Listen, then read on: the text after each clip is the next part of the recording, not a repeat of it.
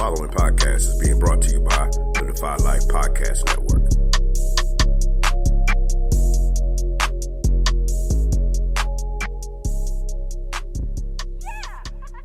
Maybe we can still heal you. Why? So you could just lock me up? No. Just bury me in the ocean with my ancestors that jumped from the ships. Because they knew death was better than bondage. Oh, you think darkness is your ally? You merely adopted the dark. I was born in it, molded by it. I didn't see the light until I was already a man. By then it was nothing to me but blinding. The shadows betray you because they belong to me. In the hell do you think you are? Okay, it's not working out. I'm gonna need the suit back. For how long? Forever. Yeah, that's No, please, Let's have it. You don't understand. This is all I have. I'm nothing without this suit. If you're nothing without this suit, then you shouldn't have it. Okay?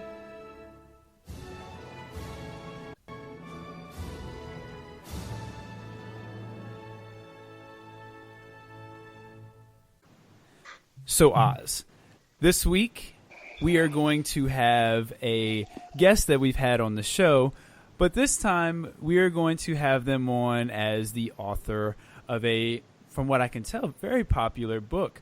Oz, I know you've looked through the book a little bit, and what are your kind of opening thoughts before I go into the book and our guests? Well, I always, for me, a classic thing for me is pick the first sentence of any book, and that would tell you what you're going to get yourself into. I read the first sentence, and I realized, damn, without giving anything too much away, I have nightmares too, so I can relate. There are some juicy little tidbits in the book, and I won't get to too much of it, but I'm excited to have JD on. And hey, man, people can talk about Twilight, every underworld all they want to. Anytime we get some liking, okay. I'm honored. You blow me away. Now, well, let me tell you once again, JD, we are honored to have you, sir.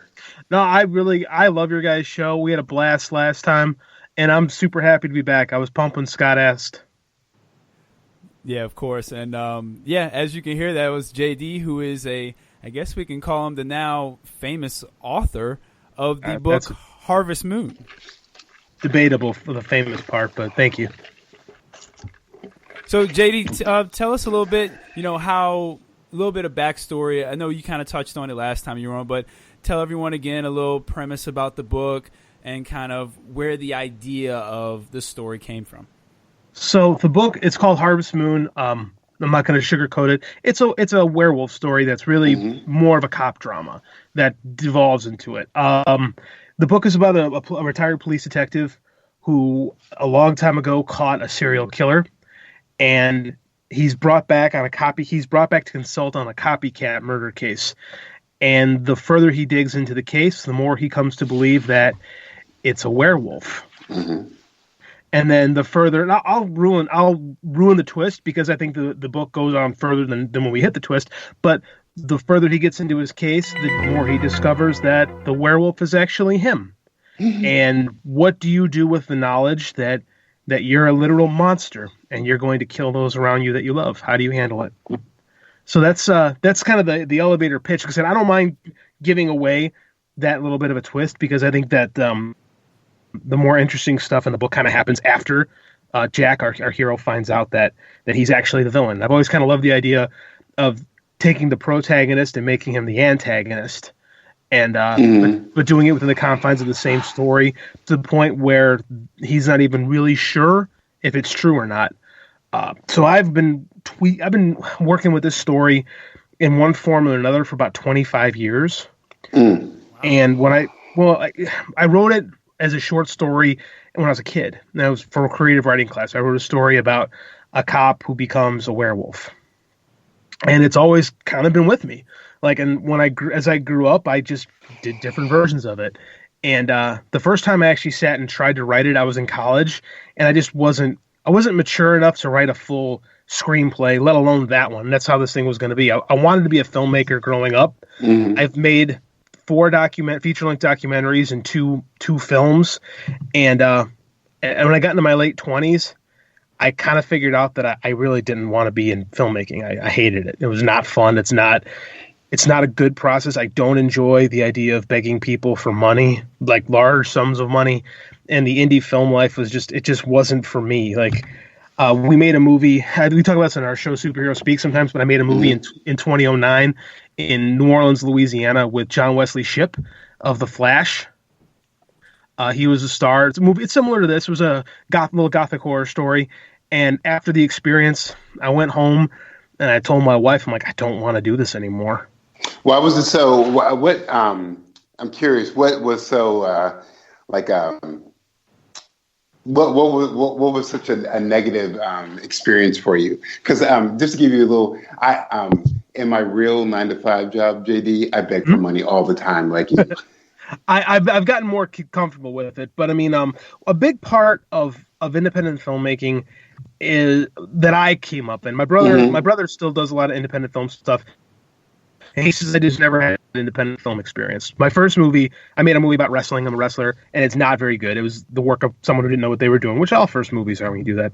The second one, this movie was called Grotesque. So we had an Emmy Award-winning actor in it. We didn't have much of a budget, but it looked like it had a budget because we begged, borrowed, and stole everything. We had good actors. Like, I didn't like being away from home for that many weeks. Oh yeah. I didn't like the idea of the fact that I owed my friend about $15,000 that I never would be able to pay him back. Mm-hmm. Like, and it just, quite honestly, like, being on a film set sucks. Like, it's not enjoyable. I did not enjoy it. I by the end of it, I was not excited to get to work. I was like, I don't want to get out of bed. Like, I didn't like it. I liked editing it. I liked writing the script. So I decided to go all in and write. So I was writing comics for the last couple of years and decided to make my way over with novels. And this story's kind of been coming with me. Like, and this is it in its best version. I think I had to grow up a little bit more to get there. And I had to, a big part of the story is the relationship between fathers and sons. Yeah. And my dad was a real nasty alcoholic growing up. Like a high functioning alcoholic who got mean around nobody else but you. Like, my dad could be super, super mean when he was with his family, but around other people, he was the life of the party. So, like, I didn't realize that till I was older, that's what I was writing. So a lot of this is me kind of working out my issues with my dad. And then when I became a dad myself, it gave me a different perspective on it. Mm-hmm. So I think I had to kind of have a big view of parenthood, both being a father and a son, to really kind of tell this werewolf story, which sounds stupid as I say it out loud, but the best kind of horror is allegory. It's like you take this big high concept and you really tell a small human story with it. And the monsters just, they sub in for real problems. Oh yeah, well the monsters are always like kind of like the sub for for humanity, Right, exactly. And that's what this is, being a werewolf, and this is basically being, dependent on drugs and alcohol. Well, hey, and JD, I'm gonna totally do a Dr. Phil on you right now. So do you feel like with your father, kind of like that in itself is sort of like the whole supervillain thing in itself, like wearing a mask, you know what I mean? Like, yeah. To the family, you're like, oh, holy crap! But to like the outside world, you're like this amazing person, Yeah. Yeah, I understand that part. Yeah. So yeah, that was kind of the nuts and bolts of this story. Mm-hmm. And then to make a living in writing, which is what I decided I really want to do. I love this process. Like, I get mad if I don't get to write during the day. Like at some point, like real life comes up and I don't have time to sit and actually write. I get frustrated. So I've decided this is what I'm going to do for a living. And if I'm going to make a living writing, I have to write a series.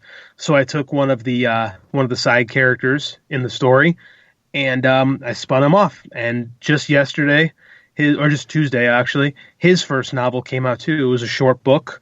And so yeah, Ethan Jericho is one of the side characters in this story, and now he kind of leads his own books. And over the next 3 months, I'll have 3 more Ethan Jericho books coming out. So hopefully by the end of this year, I'll have 9 books on the market. And Ethan Jericho is just a brilliant name, by the way. So. Thank you.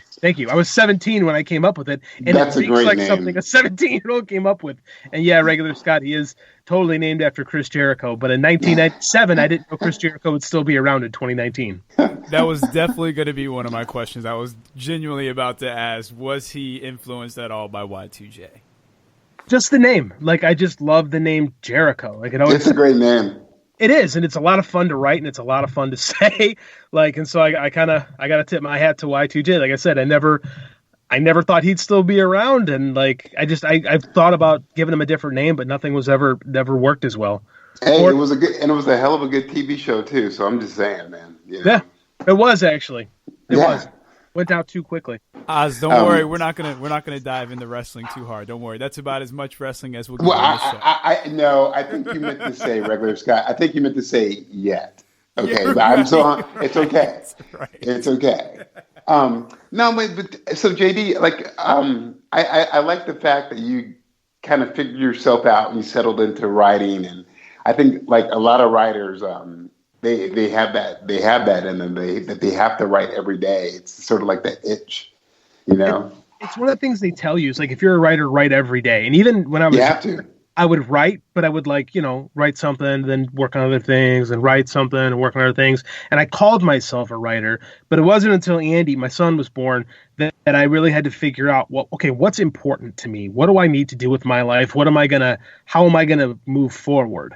And since then, it's been a few years, and I've really made the effort in 1, getting better, 2, figuring out how to make a living doing it. And that's just, pounding the keys. And today I was doing a rewrite on book 3. That's what when he had gymnastics class, I was sitting in the parents' waiting area with my laptop open, working on my words, trying to get better. Oh, that's good. It's exercise, man. It really is. Like growing up an athlete, you learn you always got to train. You have to be sharpening or you get dull. So, I'm trying to get better. Like that's just what I want to do. I want to get better. I need to be able to make this a career. Yeah. That's good. JD, I do have a question for you though. As you said that you used to write comics, and I know you're a big comic guy. Still do. Well, yeah, still do. So what kind of made you decide to take that jump from comics to just a full-on novel? So I got a story. This is the truth. In 2011, I ran my first Kickstarter campaign for my book Deluge. Real proud of that book. It won a bunch of indie awards. I'm really happy for it. I got a sweet script critique of it by Peter David back in the day. Like I came up. Wow. I came up with Andy Schmidt's comics experience classes. Like, I actually have a decent pedigree in learning this stuff. So I did our first Kickstarter, and after that, it was, well, what do I do now? So I worked on developing another property, and my Kickstarter project took 2.5 years to finish. The artist got a job working. The artist guy named Rich Clark, really good artist. He wound up doing the colors on a book called Happy that was written by Grant Morrison and drawn by Derek Robertson. So I had to go in the back of the line and wait for that, which is understandable. And then he got a chance to draw a Dark Horse book, House of Golden Bones, that was written by a rock star by the name of Corey Taylor from the band. He was from Slipknot and Stone Sour. And so I get it. I moved to the back of the line again because those are huge opportunities, and who am I to tell someone they can't follow their job? Or their dreams, right? Yeah. Yeah, and their dream. So I waited my chance. But it took 2.5 years to get the book finished. When it came out in 2014, it wasn't like I don't want to say it was a success, but it was critically, it did really well. Like Bleeding Cool did a whole piece on it, and we got to be their submit pick of the month, and it was a big part of because it's the first year Comixology Submit launched. it was a big part of like their first year of like big sales. So I sold thousands of copies of that book. My problem was I didn't have a plan to what to do afterwards, like how to move forward in a career. And because the book, it was only 99 cents and it would be for sale for discounts all the time. Like we sold thousands of copies, but I made like, I don't know, maybe $200 total on it the whole time. So while we were doing this, I was going forward with another project, a project called Hawk Hollow, with a friend of mine who was an artist who lived in Chicago, and he was an awesome guy. He was an animator here in Chicago, and the same deal. Like, we weren't paying him on it. We were just working on a project together. So I had to wait until he had time. And this is an interesting dude. He was a survivor of childhood cancer, so he was wheelchair bound. I wouldn't call him handicapped. He just had to be in a wheelchair. But he's so full of life, so talented. He was awesome. And he took care of both his mom and his grandparents. And over the course of 18 months, his mom died from cancer, his grandmother passed away, and his grandfather passed away. It was really, really rough on the guy. In 2014 New York Comic Con, I had this success under my belt, and I had this new project. I had 5 pages, and I went out to New York Comic Con that year, and I'm like, okay, I'm going to get this published. I'm going to get a publisher. This is it. This launches our career. And I went out there with a purpose, and I met a lot of people, met some editors, got some good feelers, came back home, told my buddy about this. I said, hey man, people love this thing. People love your work. Like, I think we got something here. And he was so excited. I'll never forget to me. He looked at me and he says, you know what? For the last 5 years, all I've done is take care of other people. And now I can finally take care of myself and do something I want to do. And I was fired up. 2 weeks later, I got a phone call from a mutual friend of ours that my friend had passed away. What happened was he was like wheelchair bound, but just like so full of life. But he also really didn't like doctors all that much. And what I found out is that he had a staph infection. Oh. And he never took care of it. And he had a long grinding work week of doing animation. And he drove himself the hour home from the office to his house in St. Charles near me. And I guess what they think was he just was tired and decided to sleep in the car. And he had a heart attack. He died of a heart attack at age 30. Oh, wow. And it was hard for me because, like, my friend had died, and selfishly, I didn't know what to do with myself. Like, and I remember talking to my mentor, Andy Schmidt, about this, and he's like, no, these are normal feelings. You got to figure it out. And so I decided, after a couple weeks of trying to figure out what to do, I decided I would try to write this comic into a novel. Because I didn't know what I was doing. And so the first book took me about 2.5 years to really figure, because writing a novel is a lot different than writing comics. So I took our story and I wrote it as a book. And in that time, I didn't realize at the time, but I was really going through depression. Like figuring out my own mortality, and then at the time we were fostering a teenager kid that I was coaching, and that went bad. Like the last couple months went really, really south with it.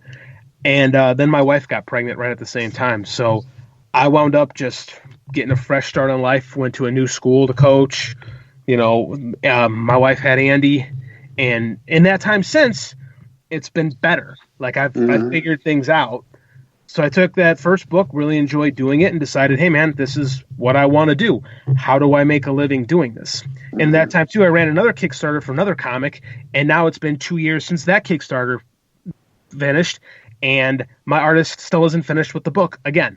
So that is really what's motivated my change, is that, one, writing a novel kind of saved me personally, and two, comics just hasn't worked out well for me as far as just, getting things moving. Like with the novel, like I said, I wrote 9 books in 19 months.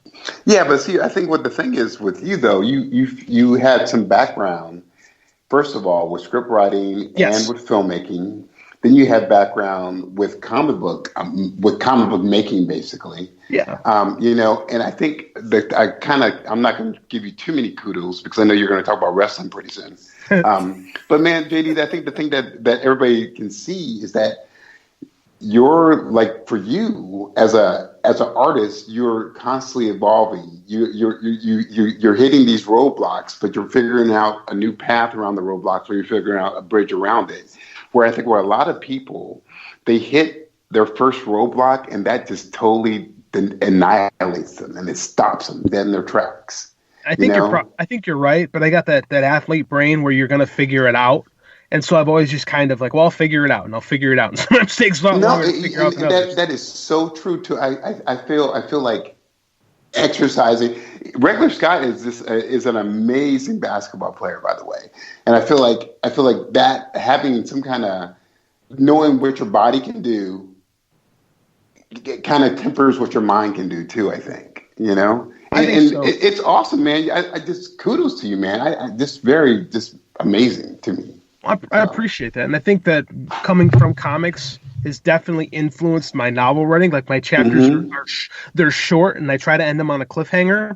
Like, because when you're writing comics, you're always taught like bottom of the page, give them a page turn, give them a reason to turn the page, and so I try to do that in my novels. And like when you're writing a comic script, you don't want to do the Neil Gaiman, Alan Moore thing where you're writing pages and pages of dialogue for one page, or pages and pages of exposition for one page of comics. Like what Andy Schmidt taught us to do is say what you have to say and say it concisely.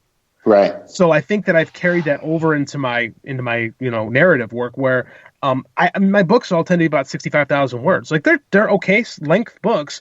But everyone, the one thing I've heard is like, man, this book reads really easy, or it's easy read, or reads fast. I'm like, well, I take a lot of pride in that, because I think that is my comics background really coming through, where I don't waste time. I don't think I'm programmed that way. Is like this is what's going on, and I think we're doing a good job of it. But I mean, like there's not a lot of dilly dallying. Like it's focused. Like we're focused on the story, focused on the characters. And I try to stay on top of it. Like I write to very tight outlines. So try not to get lost in my own words. Well, that's good for the audience too, though. I think so. I like reading stuff. It's like I'm a big Stephen King fan, but like sometimes I think he not meander. That's a bad word. Sometimes I think he kind of goes off the path of the main story a little bit. Like I tend to like his shorter works better than his long works, except for it. It's my favorite book. But I mean, other than that, like I tend to like stuff that's a little more focused. So yeah. Well, look, we're gonna talk more with JD about kind of his inspirations and definitely dive more into the books themselves. But we're 20 minutes in, and we are really about to dive into this. So allow me to set the table. This is Take a Knee for Marvel vs. DC. I am your host, Regular Scott. I am here with my co-host, the comic connoisseur himself, the mighty Ozzy Killmonger. Ozzy, what's going on? What is up, good people? And we have the author of the Harvest Moon books, the man, the myth, JD himself. JD, how are you? I'm good, man. Fantastic. Sitting in a closet because the crickets chasing me out of my basement. The crickets have overrun JD's house, folks. It happens. But he's got a plan. It involves a bit of C4, some gasoline, but it's going to be okay. It's a little Amityville horror. It might be a thing. Yeah, it's a very dangerous plan, but I think it'll work. I'm pretty sure it'll work. But you can find us on iTunes, Spreaker, Radio Public, anywhere you get your podcast. Make sure you download, like, subscribe, leave us 5 stars. You can also email us. We do have a couple email question and a question from JD himself. He posted on Twitter that I would like to pose to you, Oz. You can email us at need4marvelvsdc@godefylife.com. You can also find us at our new website, defylifepodcast.com. And again, subscribe, like, give us 5 stars. So JD, you posted a question to us on our Twitter about which run did we like better of The Flash. So I would like to pose that to the comic connoisseur himself, the mighty Ozzy Killmonger. Who had the better run on Flash, Wade or Johns? Comic-wise or what? Or comic-wise, which era of the Wally West Flash did you prefer? That or the 90s Mike Rowingo stuff where he was doing the Speed Force stories, or the Jeff Johns run, which was focused more on the Rogues Gallery and stuff like that? Oof, man, dude. See, that's hard for me because, everything's hard for me. I get all geeked out when when I learned about the whole quote unquote science of the Speed Force and everything. You know, maybe I'll say the Speed Force because I always my thought to me was that if this guy travels it's just like, you know, a blink of an eye, he travels. Like, he shouldn't have a rogue gallery, man. Like he can take out everybody he wants if he really wanted to. Yeah, I agree, and I think that's one of my favorite runs on comics is the Mark Waid, Mike Ringo run on the Flash where Wally really surpasses Barry as far as what a Flash can be and what a Flash can do, and Wade really ups the level of his villains and tells some really great stories. Like, I'm a big fan of that run personally. I just wanted to see where you felt, because a lot of people prefer Jeff Johns' stuff, which really focused on the rogues in particular.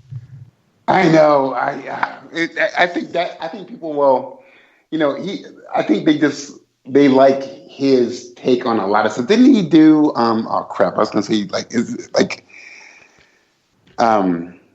Identity Crisis he did Infinite Crisis. Infinite Crisis, yeah. So I still prefer the geekiness of the Speed Force, you know. The Flash should be handling crazy mega supervillains, you know. I don't consider a lot of the Mirror Master and those guys, I just consider them annoyances, you know. Yeah. Yeah, I agree. Regular Scott, what's your opinion on that? See, my opinion is kind of what you said at the beginning, and kind of why I'm not a fan of the Flash. He shouldn't have any he shouldn't have any problems. This dude is, I mean, any they're all the fastest man on the world. They should have no problems. You know? Now, I will admit Wally West was the Flash that I was first introduced to, through Justice League, the animated TV show and all that. So there is a greater appreciation for him, but I don't see how he has any trouble when he can tap into the Speed Force. His biggest issue should be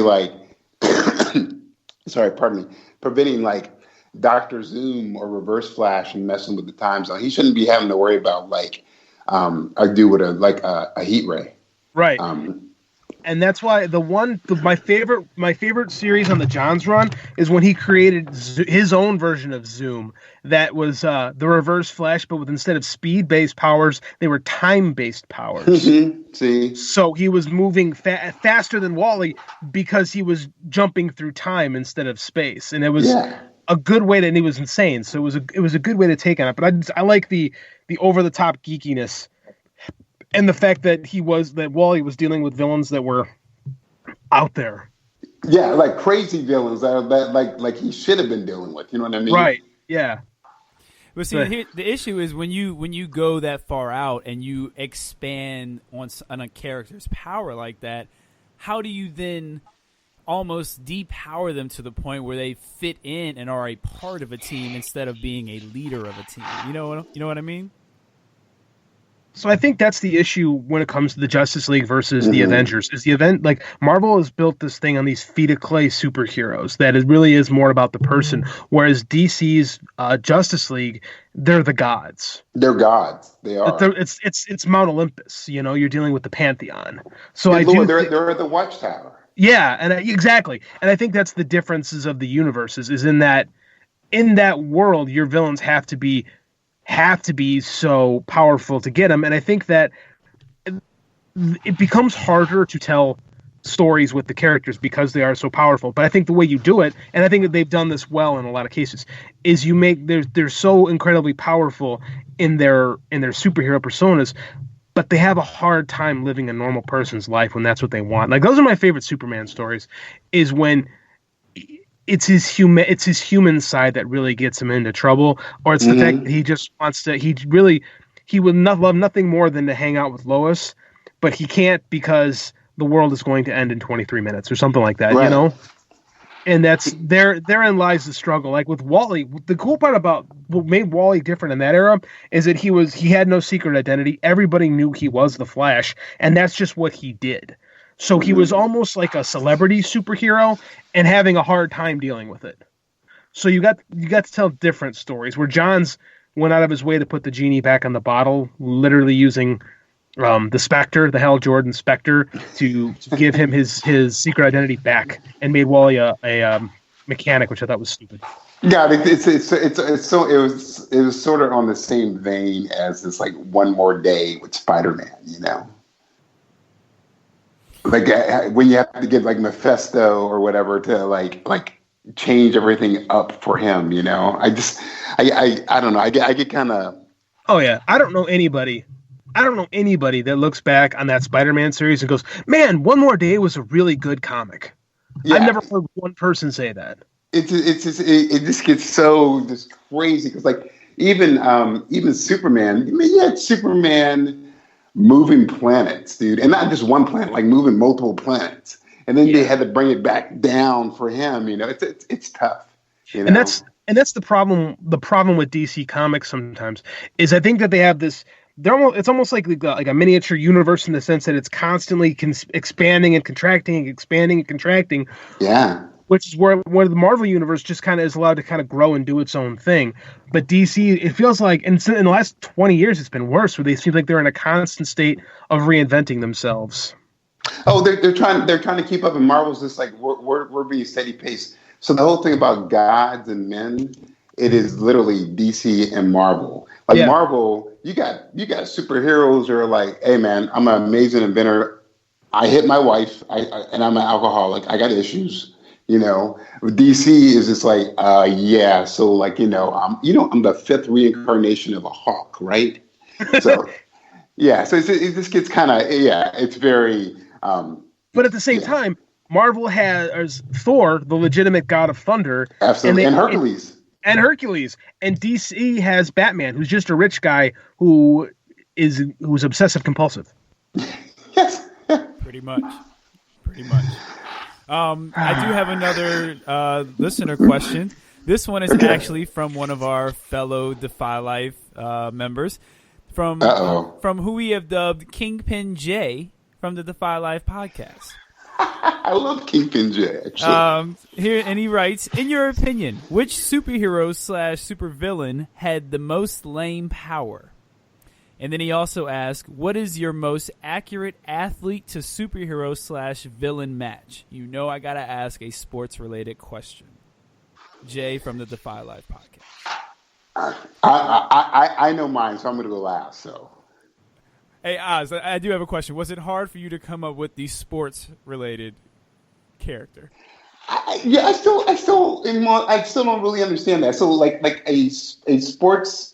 A current sports person that's almost superhero-like. Well, or like, who would you like if you had to compare, like let's say, I'll take it to skateboarding. If you had to compare Tony Hawk to a superhero, who would you compare him to? Comparing Tony, because I know you're a skater boy. You know what I'm saying? So I try to speak in your language. Man, and I don't know anybody else besides Tony Hawk. Well, there are a lot. Just to let you know. I know. I just don't know of any. I just don't know. Darby Allin? Darby Allin, a skateboarder. He was. Huh. Do you know who Darby Allin is, Oz? Hey, wait, hold on. My spider sense is tingling. He is a wrestler. that would be correct.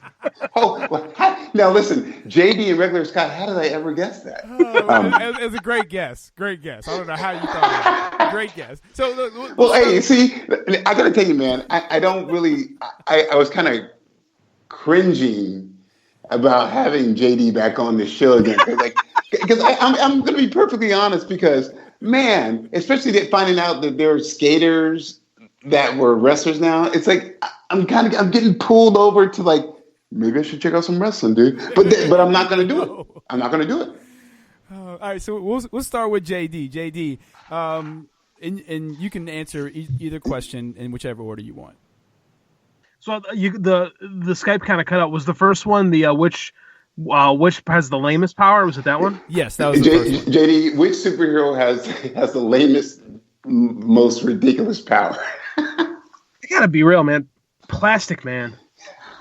Because he's not just like Reed Richards and Elongated Man who can stretch. Like Plastic Man can like take on the form of things. Dude, he's silly putty. He is like silly putty. Silly putty. But JD, I see. My thing is, I love Frank Miller's take on Plastic Man, dude. They had that dude in an egg, like kind of frozen, like in this kind of like solid state, and Batman's like, "You need to be careful. This dude is crazy." Yes, that's the difference between the two characters. Really, character-wise, is E.L. O'Brien is a weird dude. Like he's nuts.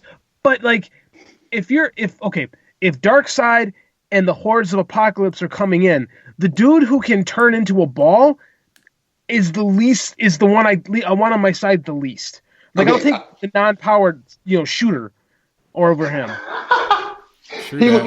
So JD just said on our podcast that he would take the Two-Gun Kid from DC Westerns over Plastic Man. Two-Gun Kid is going to shoot a couple parademons. I agree. Hey, but I want to bring this up though, man, because I love Plastic Man because he is nuts. So there's a scene where you know what it is? I think it's actually in Metal, DC Metal or whatever, when the Batman Who Laughs is in there or whatever. But there's a scene with Plastic Man, and he literally turned himself into a giant-sized toilet bowl and was like flushing parademons and like these evil creatures down, like destroying them that way. See, and that's you lose me on that because all of a sudden he's functional plumbing too. and part of it was he was a toilet bowl, a giant toilet bowl with with claws. With mechanical claws. I was like, that dude's crazy. He's was insane. his mouth like the bowl and his like saliva was the water that was like Dude, swirling listen, around? I just saw a giant toilet bowl and he was literally flushing criminals away. I just love the imagery of Batman telling his sidekick, he's like, listen, I'm telling you right now, be very careful. This dude is like fucking nuts. Okay, sorry. I can't remember the name of the run, but it was when Joe Kelly was writing. There was a really cool. It was one of the ones where Justice League goes way back in time, and Plastic Man gets I believe it's trapped under the ocean, and Batman can't save him until they get back to the present. So Plastic Man has literally been trapped under the ocean for like 1 million years or something like that.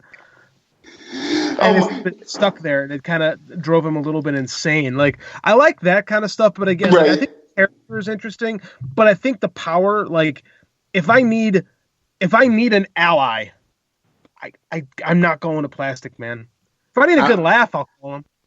I'm gonna tell you, I'm gonna stick with Plastic Man, but I'm gonna tell you who I definitely am not gonna have on my side. So who is your most lame power for a superhero supervillain? Dude, listen, JD is our guest, and respect to our guests, and Regular Scott, I'm sure you're going to have a character that is going to be terrible. But anyway, the person who I don't want on my side to fight for me, the person who I don't want to fight for me is the Red Bee. Do you guys remember who the Red Bee is? Oh, you've out nerded me on this one. Dude, the Red Bee was part of the Freedom Fighters for DC Comics.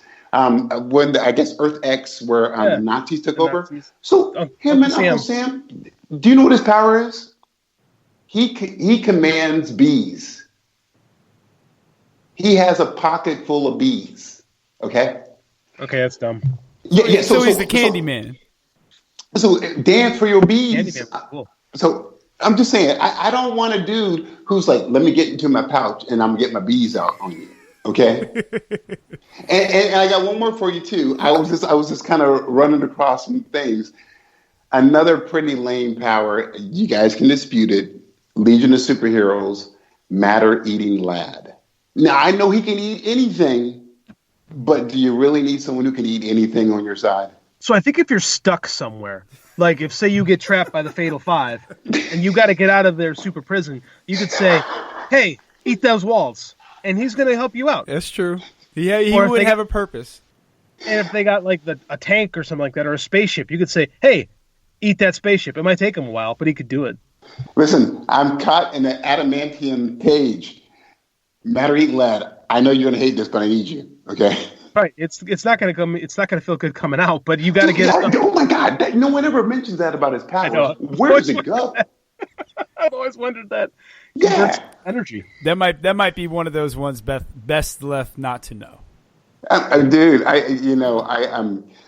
I'm just saying, yeah. Like there's a reason why he had his own room, and no one really wanted to hang out with him too much. Okay? Brian Bendis is going to tackle that when he takes over Legion later this year. Oh God, that's gonna be awesome. So mine, I had two that immediately came to my mind when I saw this question. The first one is Jubilee. Yeah, fireworks. Now, yeah, and it's mainly because of the cartoon, and all I remember is that she was this girl who had to put on her sunglasses to make her fireworks. First thing that came to my mind was Jubilee. Dude, you should read the comics, man, because she hey. For the Savage Beasts, there've been there's been Kitty, Jubilee, and there's one more who's been able to kind of get Logan cool and stuff, Well, and my other one was, and not Archangel, but just Angel, just a regular old Angel, not the Archangel, but he's just the guy with wings. Well, and they try to make him when I used to read the Marvel Universe handbooks, they try to make him sound so much better than he was. Right? He's got hollow bones, which make his bones stronger, so he can carry people. I'm like, it's still the wings, dude. And the worst part, he used to tuck his wings, fold them back into each other, and wear really baggy clothes and baggy suits. And he would strap his wings on, and of course he was the son of a billionaire, so he could afford to have these tailored clothes. But Warrington the Third, yeah. See, I would love to have wings like that. I think that'd be cool. No, you want to be Archangel. That dude is terrible. Archangel. Yeah, but Archangel he loses it from time to time, and then he gets because he's death, and he gets those impulses sometimes where he has to just kill. And JD, and he's also hey, and God, by the way, guys, I'm blue. He is blue. Blue. So Oz, what is your most accurate athlete to superhero or villain match? Man, okay. This should be interesting. Accurate athlete to villain. Okay. Well, here you go, gentlemen. I'm going to put a little. I'll do a little Undertaker. No, I take that back. I say Kane. Okay. I say Kane is a good supervillain to me. Would be a good villain to me. Who would you compare him to, though? I don't know if you're understanding the question. I would compare Kane to I was going to say Lobo, but he's not.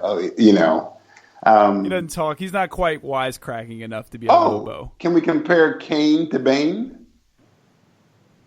It might be giving Kane a little too much. Yeah, I agree with that. Okay, fine. Kane's great, but you might be giving Kane a little too much. Kane was never Bane. Yeah, I don't know if I'd give him Bane. That's a lot. Can I compare Vader to the Blob? No, Vader's more like Bane. Yeah. Or Bam Bam Bigelow is more like a Bane. Yeah. Okay. Well, so that would be one of mine. Okay. But I'm curious to hear what JD and you have to say about this because you guys are the sports connoisseurs. Go ahead, JD. I'm too literal with this. It took me a long time to think. It's my brain was going, well, it's not quite right. So I found it. Evel Knievel to Johnny Blaze Ghost Rider. Oh, that's perfect. That is really good. That's literally what he is. Mm-hmm. Oh, that's awesome. Yeah, that's great. That was good. You made mine look bad. I should have saved you for last.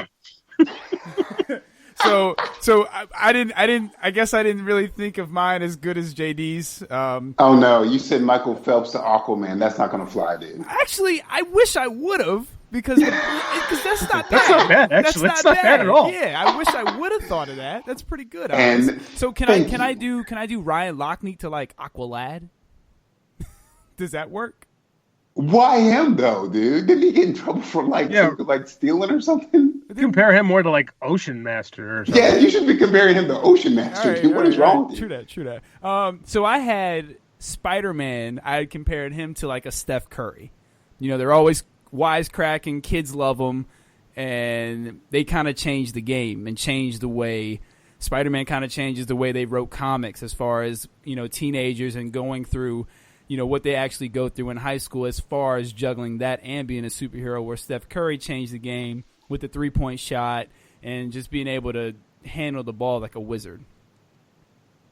Okay. And then I got Tom Brady as Thanos because everything goes through him, and he is inevitable, whether you like it or not. And that's really good. Yeah, and Bill Belichick is the Kingpin. Yeah, that's also really good. Bill. Okay. Will we do Bill Gates as Reed Richards? Dude, he's a mental athlete. Oh, okay, fair enough. Come on. All right. I give my hey, and although he wants people to say it, I'm not going to say Elon Musk is Tony Stark. Never. Elon Musk wants to be Tony Stark. Yeah, he wants people to say it, but I will never ever say that. Okay. So Oz, let me ask you this. I know I brought it up earlier. Who would you compare Tony Hawk to? The Tony Hawk the skater. Well, he's the greatest. Would you consider him the greatest skateboarder of all time? That's the only reason I bring him up. Like I would certainly the most famous, right? I will say he is one of the. He's definitely the most recognizable. Actually, yeah, he's one of the most recognizable skaters. But then there's the young bucks, like there's Nigel Houston, that a lot of people know who he is. But comparing Tony Hawk would probably wind up being, oh shoot, I'm going to do this. I'm going to say this. Tony Hawk to me is actually Reed Richards, and I say this because of this. Wow, I didn't see that one coming. Well, I didn't either until I actually had a chance to kind of piece it out a little bit, because it goes like this, man. Reed Richards took it upon himself because he saw the future coming, so he took it upon himself to send his 3 friends, whatever, one a lover, potential soon-to-be wife, took him and said, "Hey, we need to evolve ourselves." Tony Hawk saw skateboarding and evolved skateboarding way out. Not even just he innovated so many tricks, it's ridiculous. I put Tony Hawk and Rodney Mullen are Reed Richards because they innovated so many tricks with skateboarding. And Tony Hawk also introduced the world to skateboarding really with the Tony Hawk video games, being very approachable. And I say that with Reed Richards too, like his invention of unstable molecules, helping every superhero have a costume, a little bit out on a limb. That was a little bit out on a limb. That was a. If you weren't the comic connoisseur, I would have called you crazy for that comparison. Like Plastic Man, of course. So. Yeah. Exactly. All right. He said young bucks, and I started thinking about wrestling again. I mentioned Archangel, the 4 Horsemen. You guys started thinking about wrestling again. Well, you're the one who brought up Kane and the Undertaker, so that part. Hey man, hey regular Scott, I told you I'm going to participate in this conversation. Hey, JD, he did. He was like, "Hey, listen, I'm gonna give it a shot this time. I'm gonna be in it. I'm gonna be in it this time." JD and regular Scott, if God is willing and the creek don't rise, I'm gonna be part of this wrestling conversation, dude. Okay? Oh man. All right. So let me ask you guys, do you want to do our Twitter polls and then take a break? Or do you want to go over the news and take a late break? I'm letting our guests decide. Let's do the Twitter stuff and then take the break. All right. So I got 3 Twitter polls. Okay. Oh boy. Oz, I know you didn't check it because I know, man. All right. Whatever, man. You and your Twitter. Dude, I think I'm up to 3 followers now. But anyway. I'm following you. Look, me and JD, that's 2 of them. Hey, I don't care, dude. JD follow me is worth 100 followers, okay? True that. All right, so I got 3 Twitter polls, and then we'll read these out. So the first one, only one of these movies will be made. I need to check my grammar before I post these as well. The 4 movies. No joke, dude. Yeah, I got only one of these movies will he made. Dude, were you drunk? I don't know, maybe. I can't remember. All right. Were you drinking absinthe or something? What's wrong with you, dude? I don't know, man. Moonshine. So, with over 100 votes cast, the 4 choices were Shazam 2, Aquaman 2, Black Panther 2, Captain Marvel 2. 2 DC, 2 Marvel. They said this movie will never be made, and those actors are out for good forever. No. Only one of those sequels can be made. Oh, dude, that's evil, dude. Only one can be made. JD, who do you think won this poll? Unless you've already seen it. No, I didn't. I did vote for it, but I didn't see the winner. I would guess Black Panther won it. Okay, Oz. Wow. I'm gonna tell you who didn't win. Captain Marvel 2 did not win. Who do you think won? Man, okay, give me the other 2 besides Black Panther and Captain Marvel. Shazam 2 and Aquaman 2. Dang. Dude, I'm going with Black Panther, man. Followed by Shazam 2, I bet. So, with 38% of the vote, top vote getter was Black Panther 2. Doom. Aquaman 2 was number 2 with 27. What? Really? Aquaman 2. Over Shazam? Are you serious, dude? Shazam 2 was number 3 with 22, and Captain Marvel 2 was at the bottom with 13%. I knew Captain Marvel 2 was going to be at the bottom. Yeah, I agree with that.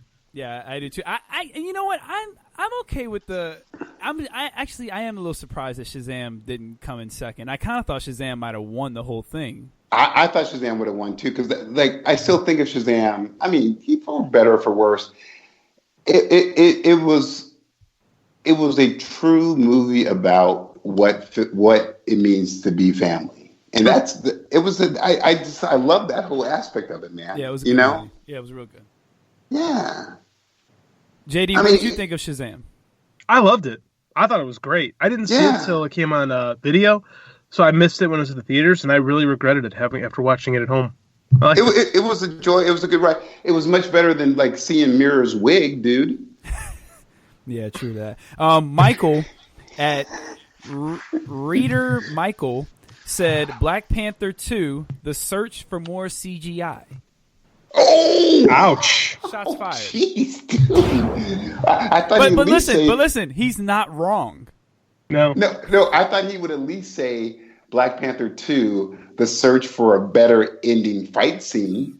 Nah, he just went ahead and did the whole CGI. Wow. I think that's my only real problem with the movie, is that fight scene is just way too It's cartoony. not good. It's just not good. No. JD, Regular Scott, that fight scene was, how do the young people say, booty? It was terrible. But at least the fight on Wakanda was good, right? At least that part was good. They took the fight scene, to me, the Black Panther fight scene was the equivalent of the first 5 minutes of the Killing Joke animated movie where Batman is having sex with Batgirl. Dude, dumb, you keep saying stupid. 5 minutes. It's at least the first 30. I closed my eyes for 25 minutes, dude. True that. And you know what they should have did? Instead of doing that overly CGI battle, which I know you had to do, have the suits going against each other, it should have been the trial by combat type thing they had going on, where it's just no suits, mano-y-mano. Like, that's how it should have ended to me. I agree. Yes! I agree. Yeah. Oh, it was just like, man, dude. It was like they kind of, I was really, really, for a lot of reasons, just like so into Black Panther. But then at the end of the fight, that fight scene, the train and all that, I was just like, okay, cool. So I think that's a problem with a lot of Marvel movies, is they fall into that same category and they end with some big, overly done CGI fight scene that really kind of takes away. Like, I think all Marvel movies kind of have, not all, but a good chunk of Marvel movies have an Act 3 problem. Oh, yeah. Absolutely. Yes. No question. Yeah. Brilliant. My next poll: Who would you want to get a live action movie next? Ooh. Your 4 choices are Mr. Terrific, The Invisible Woman, Cyclops, or Deathstroke. Damn. Oz, who do you think won this poll? Who do I think won the poll, or who I wish would have won the poll? Both. Man, I'm gonna say this. An Invisible Woman movie done right would be awesome. It would be there because there are good ways to do her proper. So who do you think won the poll? Okay, all right. Give me the first two again, regular Scott. Mr. Terrific and Invisible Woman. All right, wait, not cornrow, Mr. Terrific, right? No, not Arrowverse. I can cornrow my hair in 5 minutes, Mr. Terrific. But the actual genius, Mr. Terrific. Wait a minute. There's a catastrophic emergency. Let me cornrow my hair before I get into my costume. I'm sure, dude. He is a genius. Like I'm sure he has a machine that can super braid his hair. His T-spears know how to do it, but the fact that he does it, that's the problem, dude. Okay. All right. Who do you think won the poll, man? All right. Okay. Okay. So not Mr. Terrific. Oh, the last two, regular Scott. Cyclops and Deathstroke. Deathstroke got it, dude. JD. I voted for Deathstroke, but when I voted for him, he was losing. So the winner of this poll was Deathstroke with over 57% of the vote. Yes. So maybe I just don't know how to read a poll. You got good taste. So who do you guys think came in second? Cyclops. Oh yeah. See, I was thinking Cyclops. I thought it was going to be Cyclops, Mr. Terrific, and an Invisible Woman. So Cyclops did come in second with 23%, and Mr. Terrific and Invisible Woman both tied with 10%. Hey, a Cyclops movie like Invisible Woman done right could be amazing because there's never been a really good representation of Cyclops done live action yet. So JVD of The Villain's Demand wrote, with Cyclops, you could possibly introduce Corsair, Vulcan, Havoc, and Mr. Sinister if you wanted to take that route at Villain's Demand. Dude, you could bring in the Starjammers if you wanted to. You know, get the X-Men off the planet, dude. And by the way, maybe they left the planet on that terrible craziness. I did not watch the last X-Men movie. I still have not seen it. So, JD, have you seen the last X-Men movie? I haven't. I haven't either. I couldn't do it. Once again, three people with extremely good taste. Thank you. So. I'll probably catch it on Netflix at some point, but dude, I'm gonna see it on Hulu, Netflix, or catch it in tidbits on YouTube. There you go. So I don't know. At first, I was gonna say I don't think a Cyclops movie works as a solo, but old JBD had a good idea. Yeah, that would be a great way to introduce the Shi'ar type stuff. Would be a Cyclops movie. And you know something that I might have been when you were on the show, JD. I can't remember, but something that we talked about was.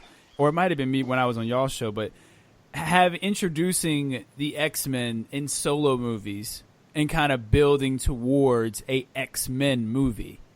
I like that. Yeah, kind of giving them their own movie and introducing them that way instead of introducing an X-Men movie. Like I don't think we need an X-Men movie for a while, but we can introduce characters throughout, the different phases and kind of build towards it. And not an origin story, but just they're established. We just don't see it. Scott, I love that. Similar to what they did with the Avengers. I could look at that. Yeah, exactly. Yeah. Exactly. We have enough Wolverine movies. Like we don't need another.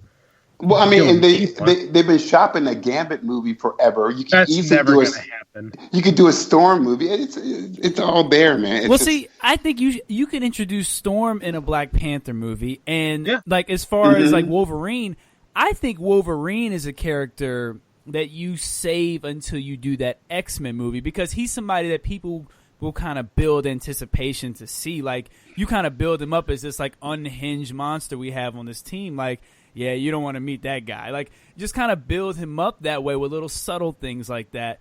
And then when you get the X-Men movie, there's kind of this anticipation, like, oh, I can't wait to see what they do with Wolverine. And you already have these other characters established. We don't, like JD said, we don't need, there's plenty of Wolverine movies. We know who he is. We've seen him. We know. Yeah, exactly. But, Yeah, I like this. I think this is a great idea, to be honest with you. Hey, Scott gives away $1 million. Awesome. I can't take that one. I got to give that one to JVD. Okay. All right. Good. That's awesome. That's very cool. I got to give that one to JVD. I can't even take that one. JVD, great idea, man. Villains on Demand. Shout out to you. All right. So we're going to take a little quick commercial break. We're going to touch on a few news tidbits, and then we're going to get right back into JD and his book, and we're going to dive all into that coming up right after this. You guys have anything you want to say before we go to a break? Watch Titans. Watch Legion. That's your final blow. What are you going to say for your final blow? I'll have a totally different final blow, but I've been geeking out on Legion again. So, all right, we'll be right back.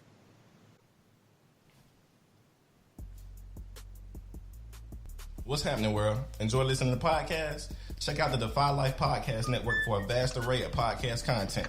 Whether you love sports, relationships, comedy, current events, comics, or just casual banter, the Defy Life Podcast Network has something for you.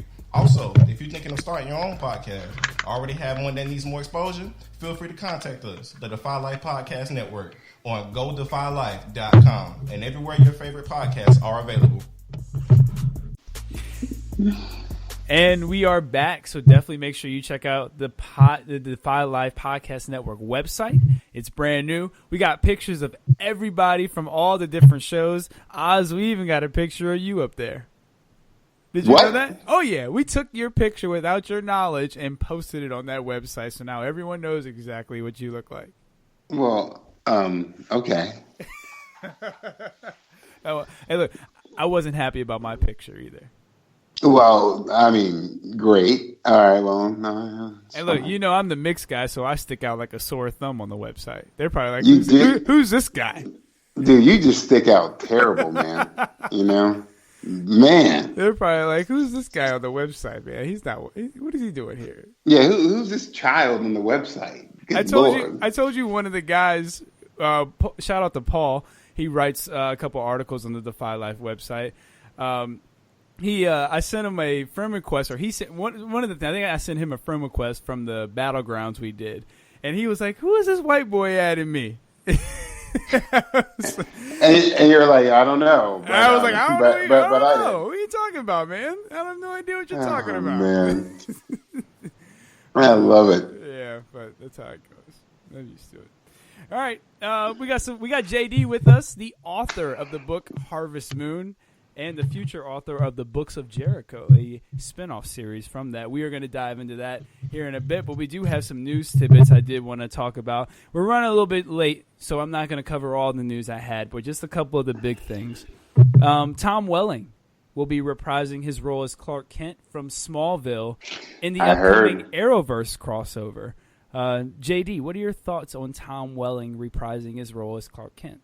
My second favorite Superman. Wow. I was telling my wife this today. I said, I have a fonder memory of Smallville than I probably should. But in an era when we weren't getting a lot of superhero stuff on TV, Smallville scratched my itch, and I really like Tom Welling as Clark Kent. So I'm pumped. I'm happy about this. Who's your first favorite Superman? Christopher Reeve. Ah, cool. Okay. So let me ask you this. Since Smallville technically they gave us a small glimpse of Superman. Is Tom Welling really considered a Superman, or is he a Clark Kent? The Blur was Superman. They just couldn't, because of those old dumb DC rules. They couldn't call him Superman. He was super. The whole last 6 years of that show, he's basically Superman. Okay, true that. And I do remember watching this show, and especially when there wasn't anything on, no other superhero shows, that you could watch. They tried their best to give us a Justice League. They tried to tackle a lot of different characters. Who I give them credit for trying. Some of the characters were I didn't have a problem with Stargirl. I thought she was one of the better ones that they did. Brainiac wasn't that great. I don't think Doomsday was that great. No. Hey, I'll give you two things. There was the Cyborg in there, which was that. That wasn't very good, though. Hey, but I will tell you, if it wasn't for I forget his name, but if it wasn't for him portraying Green Arrow, we wouldn't have Justin Hartley. I would say we wouldn't have a Green Arrow series for one, and we wouldn't have an Aquaman anything, because he did the Aquaman pilot originally. That Aquaman pilot is actually pretty dang good, and could have been good. And loved it. Yeah, that was actually really good and surprising. So bummer that nothing happened. But I think this is a good thing. People have been talking about this specific moment right here for a long time. I didn't think it was going to happen. I thought we were too far in the game. But they also with between him and John Wesley Shipp joining the show, I'm fired up. I'm super excited for this Crisis on Infinite Earths. Well, and they've confirmed that Brandon Roth will also be playing the Kingdom Come version of Superman in this crossover. So, I mean, that's confirmed at least 3 different Supermen we're going to have in this particular crossover.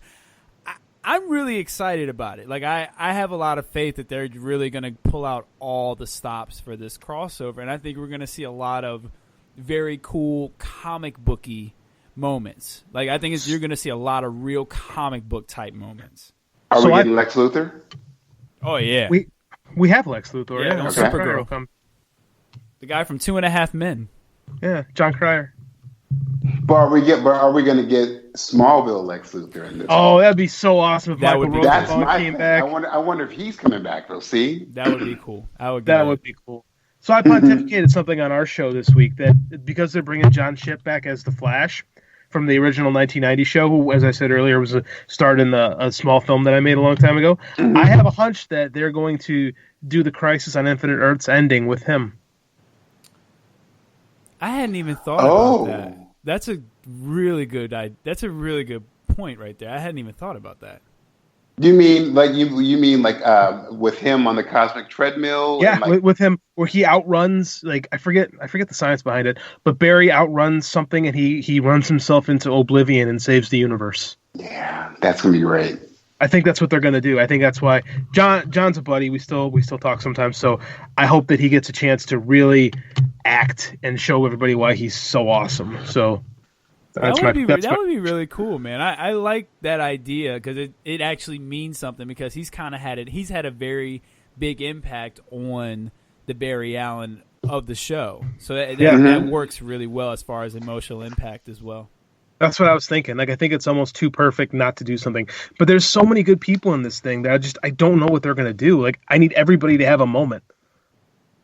Well, yeah. I mean, I feel like the main character of this crossover is going to be Stephen Amell. Like, I feel like, because, this is his last kind of go round. I feel like he's going to be the main guy, and whatever's going to happen, he's going to have the biggest part. But I like what you said about John Wesley Shipp kind of being the sacrificial lamb, really. I think that works. Yeah, in the original Crisis, there were 2 sacrificial lambs. It was the Barry Allen Flash and Supergirl. Clearly, they're not going to kill Supergirl. No. Right. But they could just as easily substitute in the Green Arrow for that. But I think our Barry Allen could die though, because I could see them transitioning to a Wally West show too. I mean, I don't know if they might not have the heart to do that. But I mean, your idea, I think that fits better. Like, I just think just contract-wise, because that guy left the show, and because they have been building to this, I think a Barry Allen will die, just not the one we think of. That's really good. I like that. No, so then is Steve, the Green Arrow character, is he going to be Pariah, the witness in all this, or what's his role in this? Oh, I don't know. I have no idea. Well, it was said that in the last crossover, like he knows he's going to die. Like it's been he's not going to make it through. They haven't confirmed if he's going to die or if he's going to like take on like a different role or what's going to happen. But he's not going to make it through this crossover. Something's going to happen to him to save the world. Like he's going to have to give up his life because what they did in the last one was the actual ending of Infinite on Crisis Earth. Barry Allen and Supergirl were going fast enough, and they were about to disintegrate themselves, and he made a deal with the Anti-Monitor to pretty much save their lives in exchange. I think in exchange for his, but we'll find out. It's going to be good. Yeah, I'm really excited about it. Like I think this is they've done a really, like, regardless of the actual shows and the problems they have there, the crossovers are usually pretty good. They are pretty good. Hey, look, that's a big compliment from you, Oz. Well, I will say the crossovers usually have some pretty good moments. I'm like, that's cool, Yeah. Yeah, no. I mean, but good Lord, I'm not so thrilled to see like Black Lightning, but whatever. So. Oh, he's going to be in it. Oh, I know. I like my two. Like, I'm sorry, Green Arrow and Black Lightning. I'm like, man, okay, it's okay. It's gonna be fine. And will they have Jimmy Olsen, or will they have the Guardian Jimmy Olsen, which is also a high point for me too. Your favorite character. Hey, JD, did you see that Stephen Amell's next role is going to be as a wrestler? Heels. Yeah, he's going to be portraying a wrestler. I think it's great. He loves wrestling. I got to watch him at All In last year. So I think that he's the perfect guy to do a wrestling TV show. I am super excited for this, and I think you are too. Yeah, I'm pretty excited. I know Oz just can't wait after he just heard that. Oh, I'm so thrilled. This is going to be great. Dude. This is going to be something else. Let me tell you that. Oh, man. And look, you know, and going back to Jimmy Olsen, the character who plays Jimmy Olsen has actually been cast as Jax in James Wan's live-action Mortal Kombat movie. Yeah, with his two robotic arms. Why not? Shoot. Why not? It's a better fit than Jimmy Olsen. Yeah, dude, that dude, man. Yeah, I don't even know why they fucking did him as Jimmy Olsen. They should just made him I can as tell a you Guardian. exactly why they cast him as Jimmy Olsen. Because he's a black man. Oh, well, they just want to celebrate. They wanted a script, person dude. of color on the show. That's exactly why. They wanted. I'm like, good God, dude. I mean, if you really needed so bad to introduce some color on the show, why not introduce the Legion of Superhero dude who blew a horn or whatever, or who had a sonic voice? Yeah, had an afro and wore tights. Do that. That's just crazy, man. What was his name, JD? Tyrock. Tyrock. Oh, so JD, are you a Legion of Superheroes fan? I dabble. Well, once again, regular Scott, we can have JD on anytime we want to, except for when you guys start talking about wrestling. Other than that, anytime. Well, listen, it's we got something for you later on. But one more thing of news, and then we're going to get back to JD's book. Robert Downey Jr. has been rumored to appear in the Black Widow movie. I think it's been confirmed, isn't it? Has it been confirmed? Yeah, we were talking about it on our show. It is confirmed. Robert Downey Jr. will be in Black Widow. But it's a Black Widow like pre-Avengers then, right? Nobody knows. It's got to be though, right? We were pontificating on our show that what if the Black Widow that died was a Skrull? I do remember hearing you guys talk about that. Actually, I don't know how I wouldn't be happy about that. And here's the other thing. I don't think a Skrull can have the emotional impact to be able to summon the Soul Stone anyway. Like Hawkeye wouldn't love a Skrull, right? Unless he only knew the Skrull. Okay. All right. I'm just playing devil's advocate. Right. No, but that's a good point. Yeah. Though. That's a good point. I mean, if he only knew the Skrull, I mean that's. Yeah, I don't know how I'd feel about that. I don't think I'd be too. I don't happy. either. I have to see a good execution, but again, we're just throwing stuff at the wall at this point because we really don't know anything about this movie, other than it comes out in like 6 months. Yeah, I feel like it's got to be some pre-Avenger stuff. It's either this. It's either a pre-Avenger. Like how she like gets the origin story, or it's like a one-off where she does a side op for while she was an Avenger, So weird, sort of like a Secret Avengers kind of thing. Yeah, but it's so weird to have that kind of a story come out after she died. I know, dude. I'm like, what are they doing? Or they might get crazy and be like, oh, how about this? Here we are. This is the deal. I had to collect myself for a second. How about we see Tony Stark snap his fingers, brings Natasha back? That's possible. I don't like that cameo. Either. I know, but we get his cameo. Yeah, but then it kind of. I appreciated the fact that, like in an end game that like everything wasn't all like everything didn't work out for everybody in the end. Like I appreciate that there was some actual loss to the story. Like the stakes had weight to them. Yeah, like that added to the story. Mm-hmm. I don't want those stakes to be taken away from me. Yeah, I agree. Until we see a trailer, I don't think we're going to know anything about this movie because they're keeping really tight-lipped on it. Unless they give us a trailer like Star Wars where you still don't know anything about the movie. That's true. Or they play, or they just go ahead and play her. They dye her hair blonde and play her as the other Black Widow. Well, I think Yelena? she's in it. I think the other one's in it. Yeah. Mm-hmm. Okay, we're it's getting kind of tricky. It is. I'm looking forward to a trailer. Yes, please. Yeah, I don't know how you would.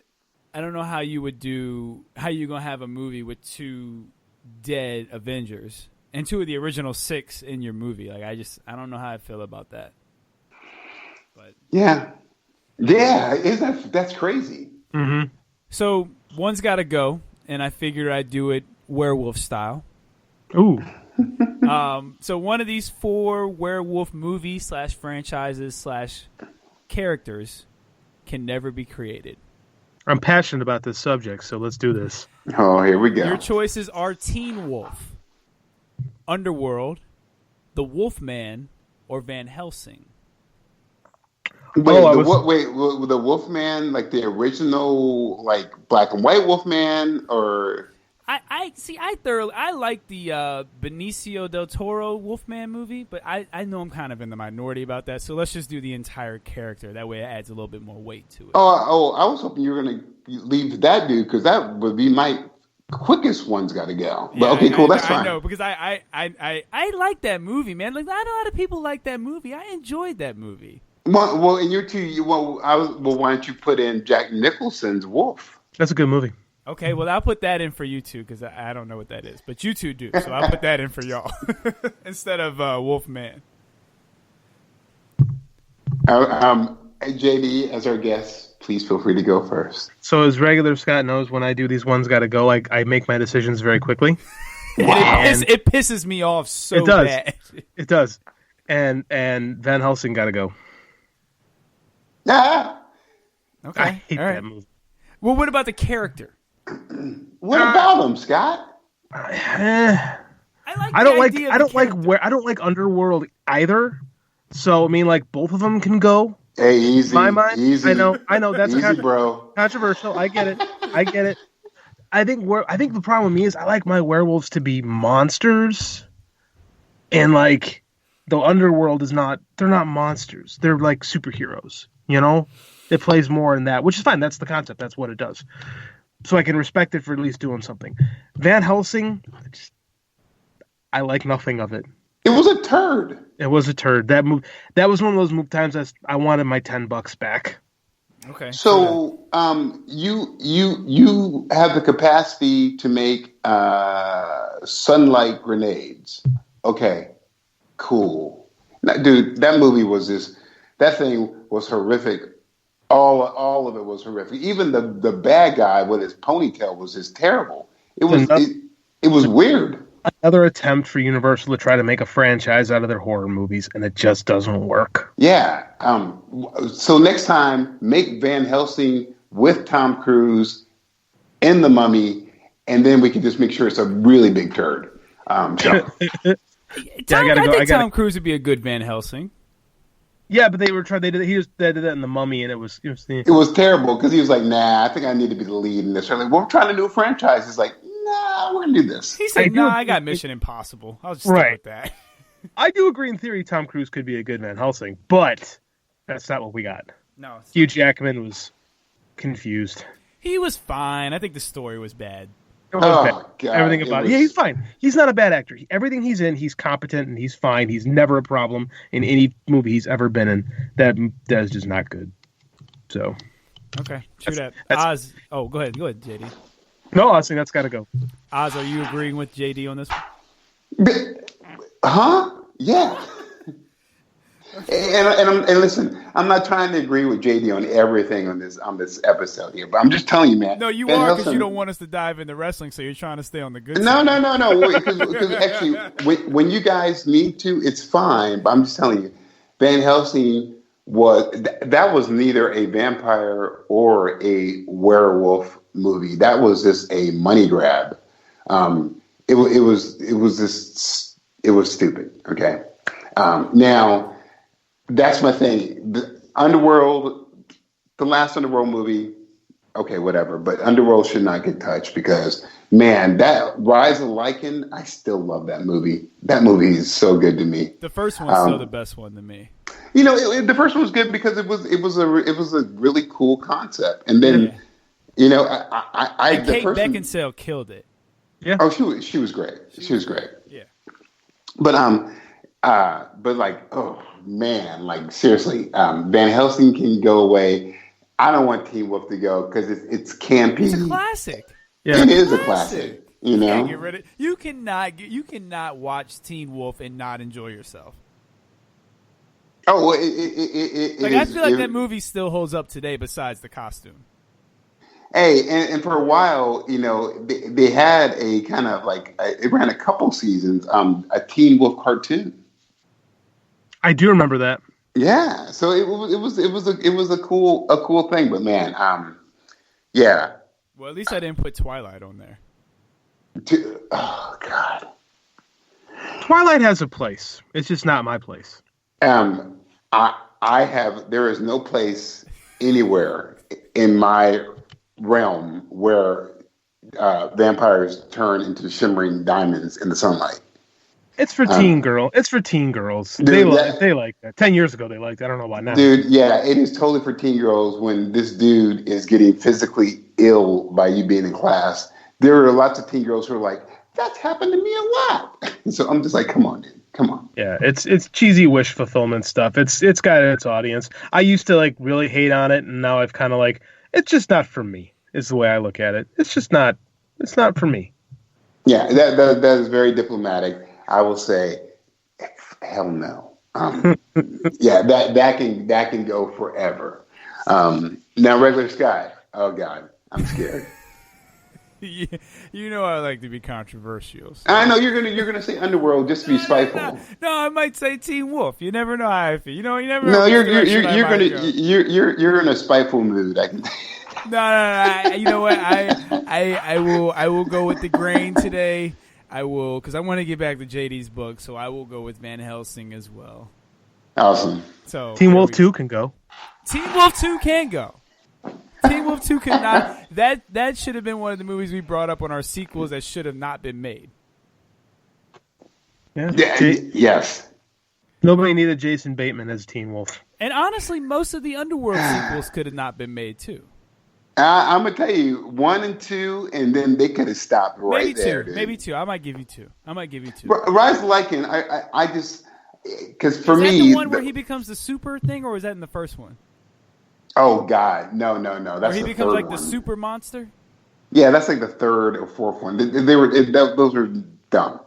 The reason why I like Rise of the Lycan is just because it's a different spin on it, and I like when the werewolves are seen more as like their like natural environment, like they're part of nature, you know.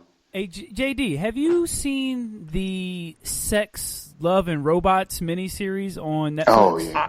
I saw one of the first episodes with the robot fighting one, and I just haven't. Like I said, I've been doing a lot of writing lately and podcasting stuff, so I just my TV watching has plummeted over the last 2 years, and I haven't seen the whole thing. No. Well, there's one that Oz put me on, and I was actually really happy with it. It's a werewolf one. Really? Dog soldiers. Yeah, where they're dog soldiers, where they're actually like soldiers in the army, and I'm assuming they become werewolves, right, Oz? Well, no. I'm so interested in. I want to know more about this short story. So the premise behind it, JD, is, and it feels like it's like modern times, like in Afghanistan, and there is a unit. The government has allowed werewolves to be in the military to fight terrorism. So they're over in Afghanistan. And it starts off with they're doing their patrols, and a sniper hits this guy, and it like hits him in the leg. It's like, and it takes him out, and then you realize that guy is more than human. And then they get into the story, and it's about werewolves, and it's about American werewolves having to take down quote unquote terrorist werewolves. But at the end of the day, not to get spoiler alert, at the end of the day, he's just like, man, I'm part of nature. I'm an animal. You know, it's cool. It's a good premise on stuff. It's a very smart premise. Holy shit, that sounds amazing. I have to watch that. So It's JD, really here cool. It is really JD, cool. here it goes. All the like love and was it love and whatever that Don't give it away the too Netflix, much, though, Oz. Oh, I won't. But all of them are like maybe 8 to 10 minutes long. Yeah, dude. yeah. And there are some really good ones, but man, I would just love to get your opinion on Dog Soldiers. It's awesome. So that's so funny you call it that. 'Cause there's actually a movie called Dog Soldiers. It was an independent film, English independent film about the werewolves. Yes, yeah, about werewolf soldiers. Where this band of English soldiers gets dropped. I believe it's like northern Scotland. Absolutely, and dude. They have to fight these werewolves, and it's freaking awesome. It's called Dog Soldiers, and that's and a great JD, movie. You best believe I've watched that movie too. It's great. It's one of my it's awesome. All right, well, let's get back to JD's book. JD, let's talk about your book a little bit more. So, what kind of gave you the idea to spin it off into another whole series of books, which are the Books of Jericho? So I love the Ethan Jericho character, and I've always kind of wanted to tell more stories with him. But realistically, like, I kind of abandoned the idea for a long time. And then when I was kind of going to school to learn how to do this independent author thing, the money in this business is from a series. Like, you make your money on selling more books. And at first I was really resistant to the idea. And I'm like, what do I have? I don't have a character. Like, I don't have a spinoff. How am I going to tell another story about this werewolf? Everyone's dead except for And then I thought about it. And I had 3 different story ideas pop up in my head, like immediately.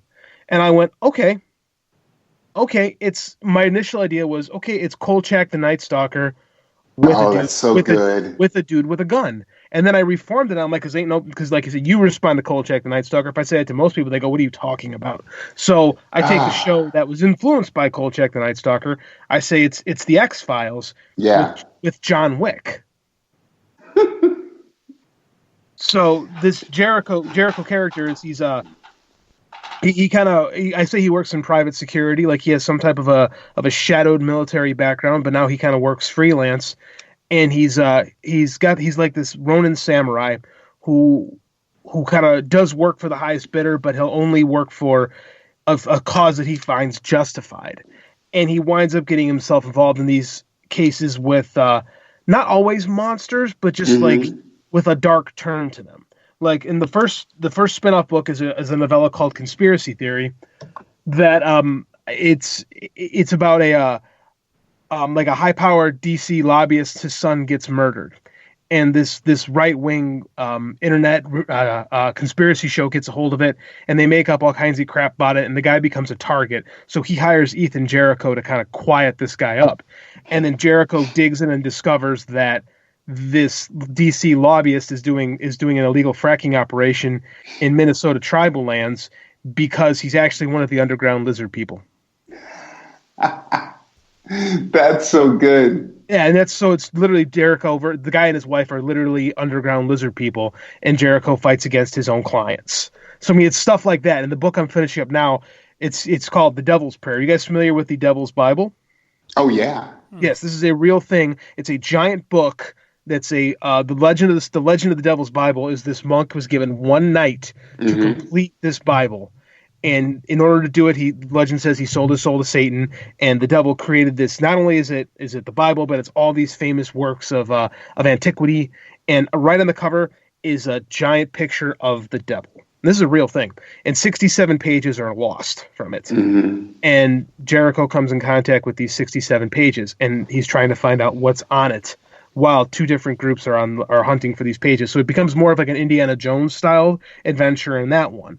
And so these are the kind of stories that we're going to tell with Ethan Jericho. It's going to be a little bit less on the horror, but like more on the action, but we're still going to keep in that occulty, monstery kind of world. And I'm having the best time writing these things, man.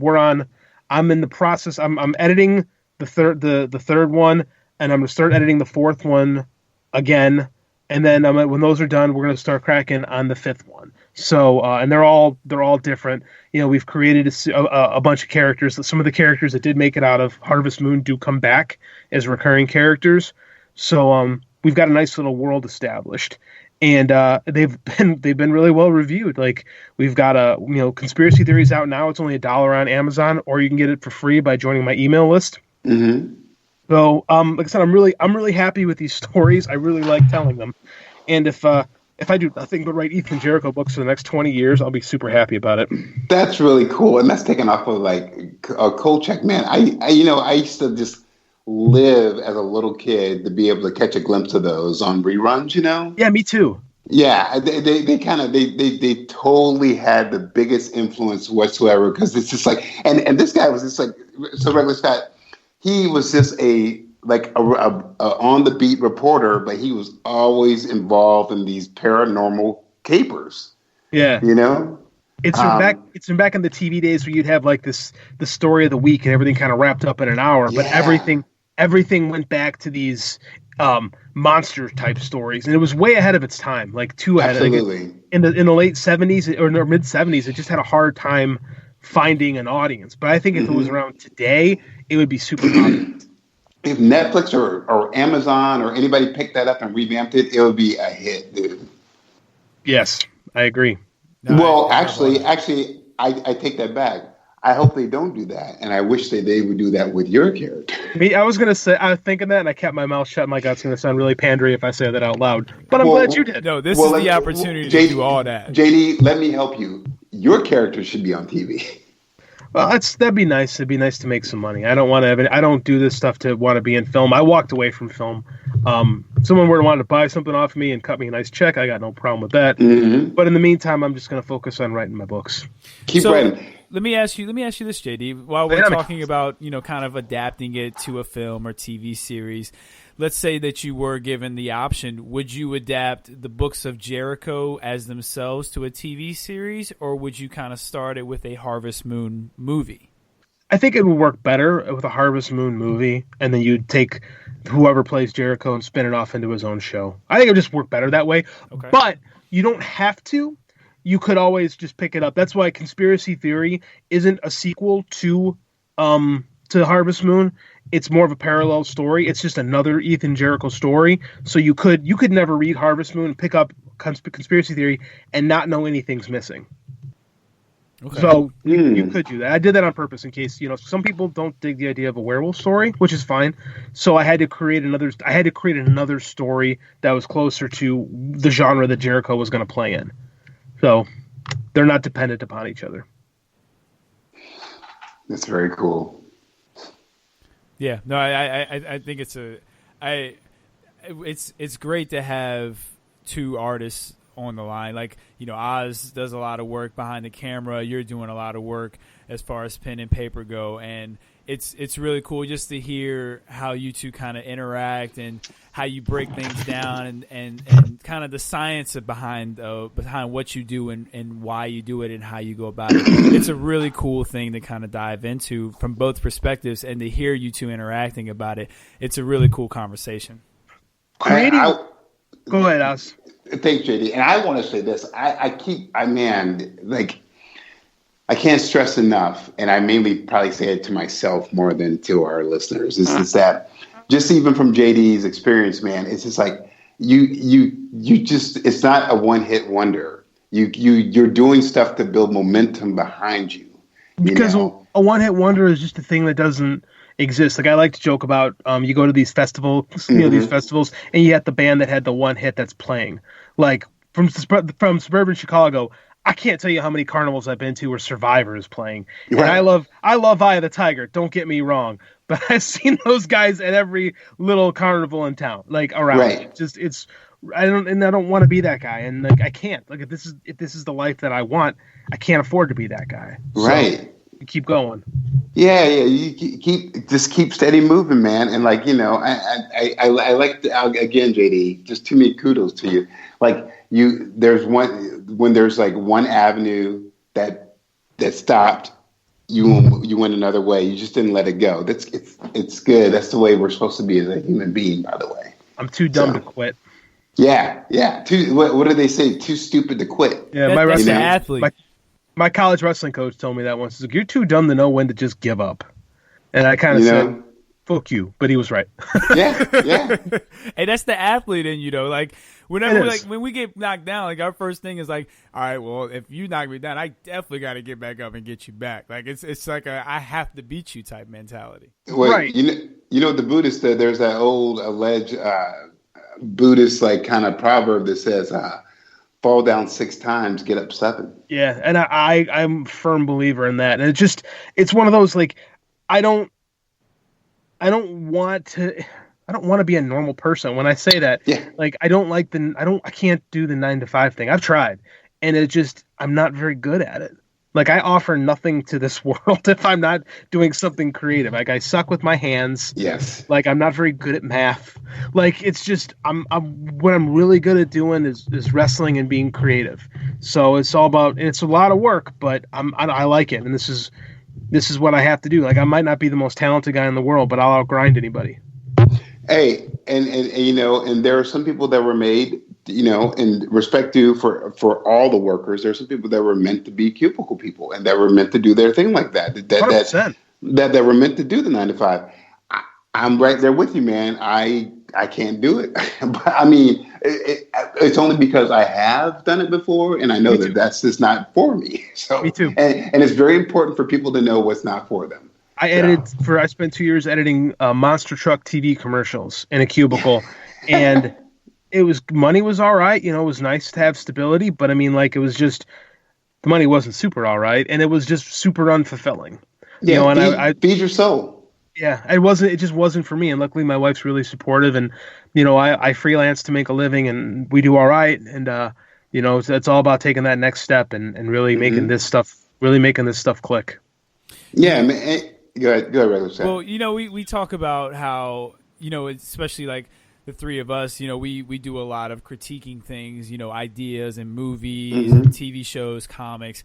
So, when there's an opportunity for an original idea, an original story to kind of really be brought to the forefront, like that's something that should kind of be appreciated and talked about, because there's not enough originality out there in the story world, to kind of build from. And when you're able to build an entire world and a spin-off series, that shows the strength of the story and the creativity and the originality that you have. Because if it wasn't something that they had never read before, it's not something that would gravitate to people. Mm-hmm.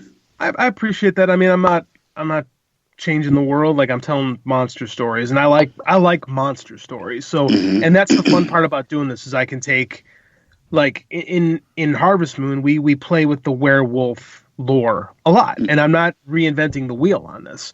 Like, and that's what makes the story work. Is like we're talking about Silver Bullets. Like the serial killer in the story is called the Pentagram Killer because he carves pentagrams in people's palms. And if you watch the original Wolfman, that's how the Wolfman chose his victims, is he would see a pentagram in their palm. So we steer into. I'm steering into that skid. Like, I'm taking these, like even the Jack Shane character, like someone's like, oh, it's kind of cliche. I'm like, yeah, I'm doing that on purpose. Like, I want the cliched cop character so that you're familiar with him, so that this guy right when he shows up, you understand him, until I tell you he's a werewolf. Right.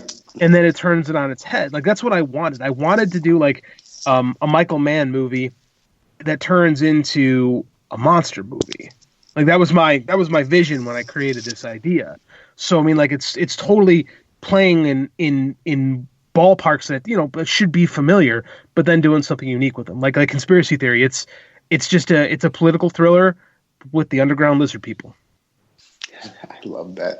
Yeah, that's what I mean. Like, and you're taking something that people know and putting your spin on it. Like, that's what I enjoy that. Like, it's good to have people who are able to take something that has decades and centuries of lore behind it and just kind of put your own spin on it, your unique twist to it. Yeah, and I tell you what, man, it's a lot of fun. Like, it is. It's hard in the fact that I got to do it. Like, the writing, like sitting down and writing 10,000 words is hard. It's work. It's effort. But like, it's rewarding. Like, I feel if I have a good day on the keyboard, like, I feel good about myself. Like, I go to bed, I sleep better at night if I've written a bunch, because I've gotten all this crap in my head out on paper, and I feel, or in a computer in this case, and I just feel better. Like, things aren't bouncing around inside my head. Yeah, true that. JD, so if we had a young writer listening to this show, what advice would you give them as far as, I'm gonna present two questions to you, the writer that is kind of scared to take that leap, and they have an idea in their head, but they're scared to put it to pen and paper. Like, what is something that you would tell them as far as to kind of give them the confidence to take that leap? And then also, kind of what's some advice you would give someone who loves to read and has ideas but has no idea where to start? So I'll start with that one first. If you want to create something, start creating. Yep. What you're going to do is not going to be very good, and that's okay. You need to get better. And it's that I firmly believe in that 10, and Scott, I'm sure you agree with me on this, that 10,000 rep thing to master something. Absolutely. Yep. Like, absolutely. You gotta get your reps in. So if you have, and I've talked to John O'Grady on our show, he's had this idea for a fantasy book for years, and then he got sick of hearing me talk about writing, and he's decided he's going to go out and write his own book. And I respect him insanely for this, because like, he's had this idea and he's decided, I'm not just going to sit around and think about it. I'm just going to do it. And he's working his ass off to make sure this book is as good as it can be. And that's what you have to do. And you can't be afraid to fail, because you will. And I failed. Like, Harvest Moon came out 2 years ago on Amazon, and it failed miserably. I didn't do my due diligence well enough. So I did the smart thing. I pulled it. I reworked it. I got it better. I got smarter on how to promote it. I relaunched it again last week. And I hate to bring this into financial terms, but I made more last week than I made in the 3 months it was out before. Like, double. That's great. Like, and it's still, I mean, we're just starting. Like, it's like, I'm no Mark Dawson. Like, no one's like, I ain't putting Andy to college on this right now, but that's the plan. Like, it's circles of Buddha, man. You toss that pebble into the ocean, and the ripples start. Like, I just got that first ripple going. So don't be afraid. Don't be afraid to fail. If you have ideas, try them. Because, like I said, I show you my first movie. It's awful. And I worked my ass off on that thing. And it's terrible. But it got me everywhere. Everything I've gotten since then, be it my personal business, be it my creative endeavors, all came from making a bad movie. So don't be afraid to fail. And to that second person who's thinking about, who wants to do it, but they're worried about taking the leap, my advice would be go to school. If it's not for Andy Schmidt and comics experience and taking his online courses, I'm just an idea guy. Like, you need to, there's systems in place that exist because talent isn't enough. Ideas aren't enough. You have to know how to execute them. Do your due diligence. I said I spent 2 years researching guys like Mark Dawson. Like, he's kind of the it guy in indie publishing. Like, I spent money learning and going to school, and I'm teaching myself online advertising so I can market my stuff and make money because I want to learn. Never stop learning. Go to school. Learn how to write. Because there's techniques. There is things you need to know. Learn story structure, because that's important. Like, understand tropes and why they work, when to use them, when not to use them. Like, these are things that you need to know. And take the time to listen to people who have been there before. Right. That's the advice. And then just do it, because you're going to fail. You pick yourself back up, you do it again. Figure out a way to do it better. That would be my advice. Do your due diligence, do your homework. Because if you want a career in writing, it's like having homework every day for the rest of your life. Yeah. And I love what you said about not being afraid to fail, because and also what you said about the reps. And as I know you coach and I coach as well, and one of the things that I preach as a coach, especially in basketball when it comes to youth, is, with your form and your shot and your muscle memory, all that's going to come from reps. And you're going to mess up your first few times, but once you keep going and you start getting the hang of it, you're just going to get better. I love what you said about the repetition and just keeping at it, and how you have to kind of build yourself back up from the failure. You have to get knocked down. Like, you need to get knocked down to get back up and be. Mm-hmm. And you will get knocked down, and don't be afraid of it. Don't be afraid to fail. I brought my little boy to his first gymnastics class ever today, and I got this crazy theory. In Russia, they start all their little guy athletes out in gymnastics, and they teach them how to move. They teach them how to be athletes, and then they let them pick a sport. So I'm doing this with my kid, not because I want him to be a wrestler, because I know he's going to be a little athlete, and I want him to know how to be athletic so then he can figure out what he wants to do. And if it's nothing, that's cool too. But today, he was so scared to get out there on the gymnastics mat for the first time. And then we get to the place, he opened the door, and he sees kids running, and he loves turning. He goes, I have to run too! And I quickly took his shoes and socks off, and he just sprinted out there. He took 3 steps and completely wiped out. And he didn't care. He stood right back up and started running again. And I was like, man, that is just art and poetry right there. Like, he stepped on the first time because he was too excited, fell right on his face, and got right back up and started running. And didn't care that he fell down.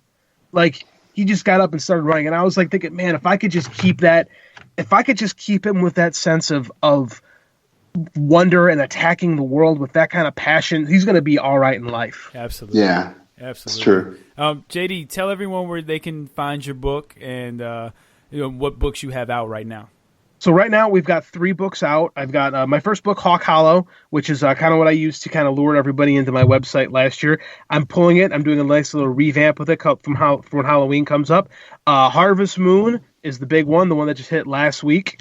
And Conspiracy Theory. They're all available on Amazon. They're all available everywhere, but the best place to find them is Amazon.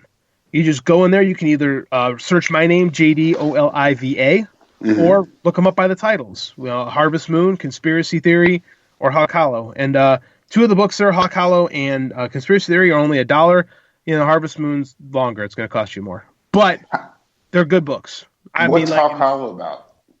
Hawk Hollow is the story of a group of kids that are in a commercial haunted house, like those haunted houses you go to like for fun. Mm-hmm. And it's been taken over by a family of evil, demonic redneck jinn. Oh, wow. So they are forced to survive. I like horror. So they're forced to survive on Halloween night with these monsters.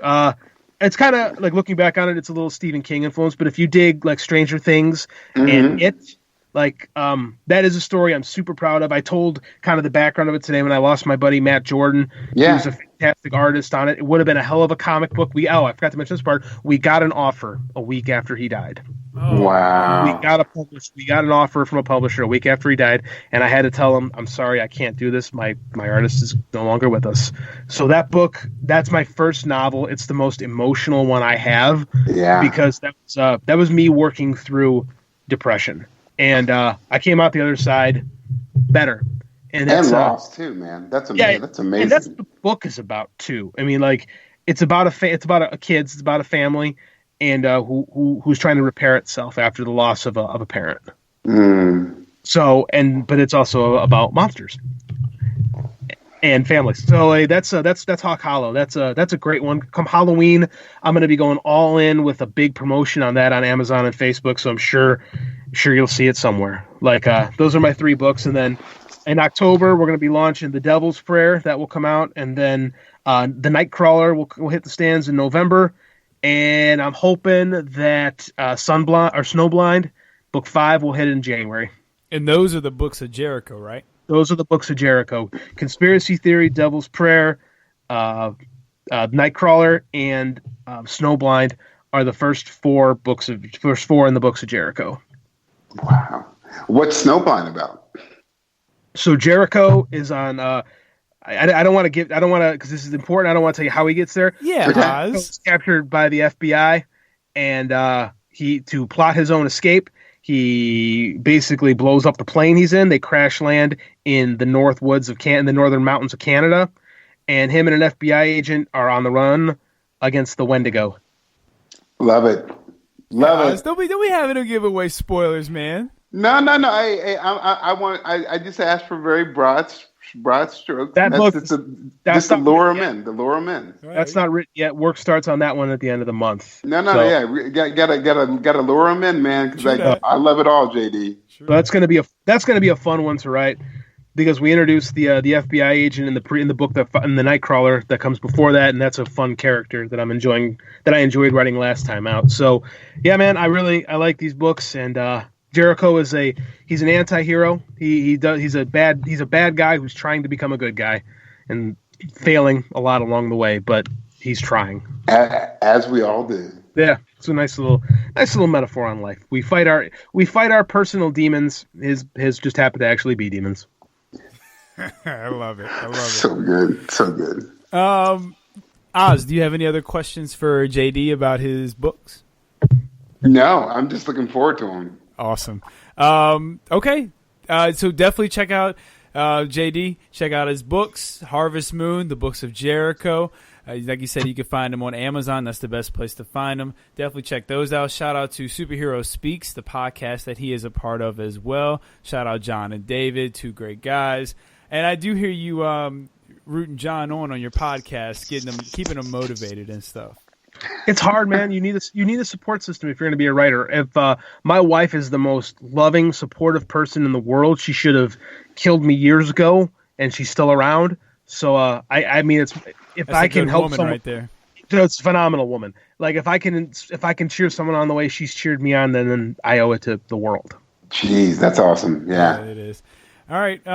Final blow time. Oh, go ahead, JD. What are you about to say? Speaking of podcasts, yeah, I was just about to get that final blow time. JD, I'll let you handle that. Go ahead. So, regular Scott and I have a little side gig going on now, as we both discovered when I commandeered the show last time I was on. We both like professional wrestling. Just a little bit. A tad. And so, on a whim, regular Scott and I decided to try our hand at our own podcast, and we've been storing episodes, and I believe probably next week we are going to launch the Pro Wrestling Showdown podcast featuring myself and regular Scott. Why don't you tell them a little bit about how we do the show? So we take some different aspects that we enjoy. For example, a cage match or a Hell in a Cell match, and we kind of compare them with each other. We break them down.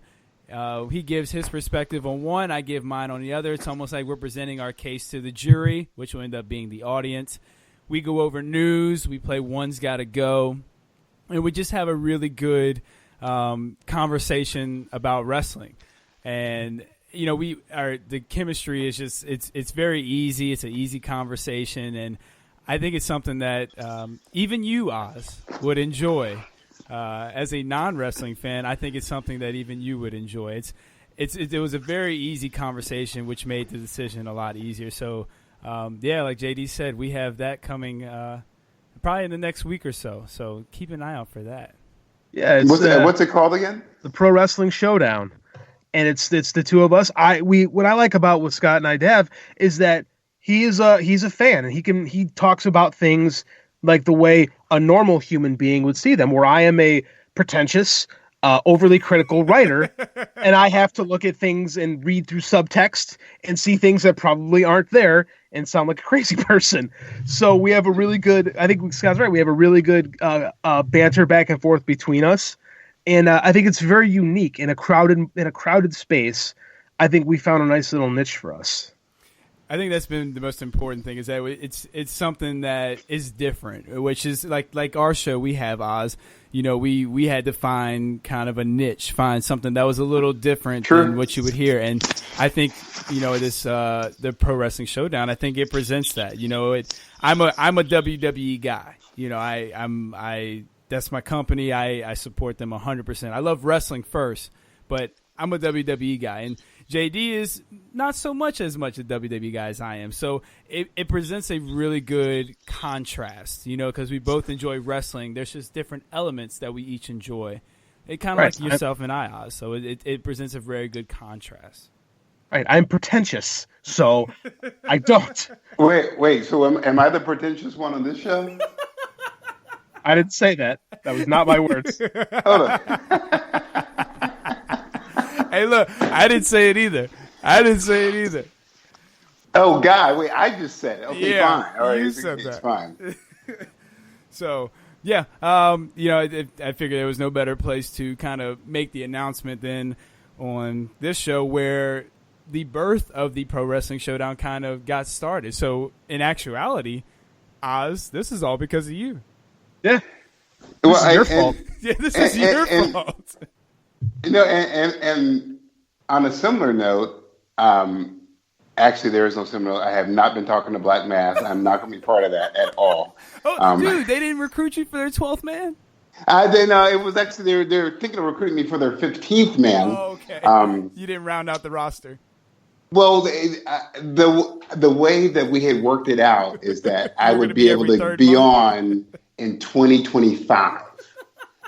So for 15 minutes. So I'm still waiting. It's fine. JD, it's we cool. have a I don't know if you've heard Swab the Thinker on our show. No, I have not. We had a guest named Swab the Thinker who's come on the show a couple times, and he has two of our highest downloaded podcasts in our history. He's part of a group called Black Mass, real good group of guys. They put on a real good show. It's very different from ours, but they have about 15 of them on the show. And you never know who or how many of the 15 show up at a time. So, and they tried to recruit Oz on their show about 2 weeks ago. Yeah, but you would think that, and I'm open to all things, but they definitely shout out to Black Mass because you would think like Black Mass is like, Black Mass is like, okay, religious, but no, Black Mass is like a mass of Black people, so it's okay. Just an unbelievably great title. It is. And they definitely get a shout out because I like what they're doing. And Swab the Thinker, we need to have him return pretty soon. I need to listen to this just for the simple fact that I don't know how you do a podcast with that many people. Dude, I'm curious because I'm thinking is it a 4-hour long podcast or I feel like hours are pretty long. Like ours run about an hour and a half to 2 hours. Like theirs go about 2.5 to 3. But it's not as long as the pro wrestling. What is it? Between the Sheets? Between the Sheets is like 4 to 6 hours depending on the week. Yeah. And what are you talking about? That's the Pro Wrestling Sheet or Between the Sheets podcast. Oh, I understand that, but you can talk about something for 4 hours? Oh my god. I can't. David Bixenspan and Chris Zeller can. Like it must take them days to record the show. Their break is an hour long. And they talk about be. Like they talk. No, I mean like their break is an hour long of the show, and they just talk about other stuff that's not wrestling related. And I tend to skip over that part. But I mean, like, it's the longest podcast there is. It's great. I love it. It's incredibly nerdy, but it's. I love the passion. Yeah, definitely appreciate the passion. No question. For sure. No question. So, hey, shout out to Black Mass, and yeah. And shout out to In Between the Sheets. Yeah. Shout out to you guys. Y'all, that's a lot of dedication right there to put on a 4 hour. Like you have to do that at like 10 o'clock in the morning.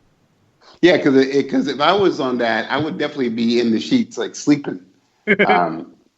So sure, that's awesome. We had a guy on our show back in the day who used to be there for about half. Like he would make it through a 4 hour podcast. Shout out. Yeah, he would make it halfway through, and then he would have to either work out during the podcast or start eating ice cream. But hey, I don't judge, man. Everybody's got to do their thing, dude. Shout out V's, man. Shout out V's. Hey, Regular Scott, before I give my final blow, what number are we on? This is episode 48. We did JD with 48, so I believe we have ourselves one more before we get to 50. One more before we get to the big 5-0. That's impressive. It is, and my final blow is, holy hell, how did we make it almost 50? Wow. Well, there's only two. We started with 3. There's 2 of us now, so. Oh, I know, and you've been shaky the whole time too, dude. So. Shots fired. No. Because most people be like, "What? You're starting another podcast with this other dude?" But I'm like, "Go for it, because man, Regular Scott, you got to get your act together, man." Yeah. Well, look. JD, like whenever I do the one's gotta go on our other show, he just pisses me off like he did today on this one. Like I don't even like. So I like to make you sweat a little bit, and like I've only done that one time. Most time it's like, yeah, I'll go this one. Like today, Van Helsing, no question. Like, no, come on, man. Yeah, brother Scott, how could you even tolerate that? This dude, JD, one's gotta go. I want to give you time to think. Gotta answer. Wait, huh? What? I'm strong in my convictions, Yeah, even if I'm 100% wrong. Not happy about it. Not happy about it. Makes me look bad. You got me good last one though. I did. I had to think about it. On the last one. I did get you on the last one. Regular Scott, it's pretty easy to make you look bad though. If we can just be truthful about that. Yeah, brutal. Whatever, man. See, shots fired again. We've had a really good show, Oz. We haven't argued this whole time, and you want to take shots on your final blow. Oh, do you know why we haven't argued? Because you called me last week and got me so riled up and pissed off that I vowed to myself and to my son that I would never, ever, ever, ever be that way again. And so I came in eye on the prize, laser focused, like someone gave me a Green Lantern ring. I'm here, man. I decided to save that topic for next week. That'll be our topic for episode 49, which got us into our big argument. So I'll leave that as the breadcrumbs for next week. I'm looking forward to listening to that. Oh, JD, this guy, man, he literally called me up just to say, hey, man, what's up? Can I run something by you? And I was like, oh, yeah, sure. And, dude, I left. This is not a joke. If you laugh, I'm going to be really upset for both of you guys. I checked my blood pressure. It was 110/80. Listen to me, not even 120, 110/80 before the phone call. I checked it after it. It was 300/1,000. He had too many Popeyes chicken sandwiches. That's all that was. Too many Popeyes chicken sandwiches. Scott, why is this sandwich so good? Why is it hurting my heart? Okay, so anyway. All right, so what's your final blow, dude? Final blow.